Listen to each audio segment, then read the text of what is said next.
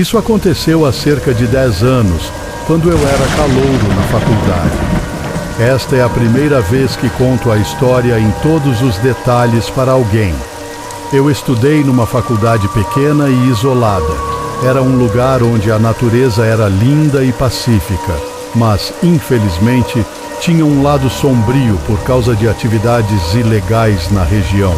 O jornal da faculdade era bem conservador e, infelizmente, não era raro encontrar sinais de atividades ilegais, como a fabricação de drogas, na floresta próxima. Acho que vocês podem imaginar o tipo de lugar que estou falando. De qualquer forma, um dos meus amigos da faculdade descobriu de alguma forma uma ponte de trem abandonada, bem no meio da floresta, a cerca de 5 quilômetros do campus, uma terra de ninguém, basicamente. Eu não me lembro como ele descobriu esse lugar, porque era bem afastado do caminho comum. A ponte cruzava um rio que fluía cerca de 12 metros abaixo. Era realmente bonito e começamos a ir para lá umas 3 vezes por semana. Ficávamos relaxando na ponte, observando a água abaixo e o céu aberto acima. Bebíamos cervejas, fumávamos um baseado, levávamos garotas para lá e depois começamos a pular da ponte na água para depois subir de volta. Era basicamente o nosso lugar tranquilo, nosso refúgio. Então um dia eu estava cansado dos alojamentos e precisava me afastar de tudo. Decidi ir sozinho para a ponte para nadar. Eram por volta das 19 horas, então eu ainda teria 1 hora ou mais de luz do dia, e levei uma lanterna para a caminhada de volta, já que seria escuro com certeza. Caminhei pelas trilhas da floresta como tinha feito centenas de vezes antes. Deixei minha toalha e a lanterna na ponte e pulei na água. A água tinha uns 3 a 4 metros de profundidade e fluía quase imperceptivelmente. Era quase como nadar em uma piscina parada. No entanto, cerca de 50 metros rio abaixo da ponte, o rio se estreitava e a correnteza aumentava significativamente. Em seguida, cerca de 20 metros depois, havia uma cascata de uns 6 metros de altura que borbulhava e espirrava com extrema violência. Costumávamos assistir objetos grandes desaparecerem ali e nunca mais vê-los.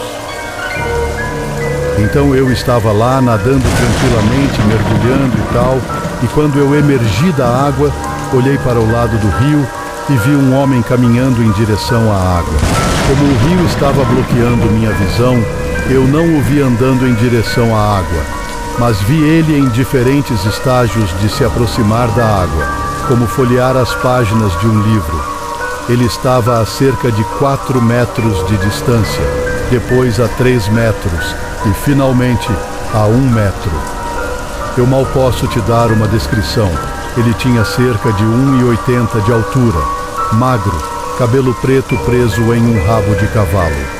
O que mais me marcou em sua aparência foi o olhar extremamente vazio em seu rosto e seus olhos, como se ele estivesse fazendo algo mundano, como tirar o lixo ou varrer folhas. Eu estava flutuando na água, sem saber o que pensar, e vi que ele não estava mais ao lado do rio, mas nadando diretamente em minha direção, muito rápido. Tentei nadar na direção oposta, mas em questão de minutos, senti ele agarrar meu tornozelo e puxar. Tentei gritar, mas água encheu minha boca enquanto eu estava submerso. Sob a água, ele me soltou e subiu para respirar. Depois agarrou meu tornozelo novamente e puxou.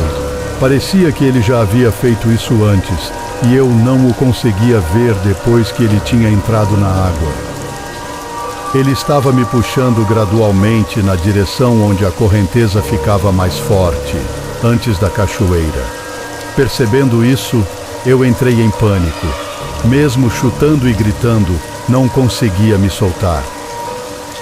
Finalmente, senti a correnteza me levar, e enquanto eu me torcia para longe em direção à cachoeira, olhei para trás e vi o cara nadando casualmente de volta para onde ele entrou na água. nem mesmo olhando para mim. Este foi, de longe, o momento mais assustador da minha vida. Enquanto eu me aproximava da cachoeira, a história resumida é que eu fui levado pela água por mais de 1 minuto. A água implacável me empurrava para baixo, e a única razão pela qual sobrevivi foi porque encontrei um tronco grande que havia ido por cima e agarrei, usando-o como alavanca contra o fundo para me afastar da água turbulenta. Eu consegui sobreviver, mas tive que voltar vários quilômetros para o meu quarto na escuridão, sem lanterna e com medo de que aquela pessoa voltasse. No ano seguinte, um jogador de futebol se afogou ao ir por cima daquela cachoeira. A notícia disse que era devido à correnteza extrema, devido à chuva recente, mas sempre me perguntei sobre isso.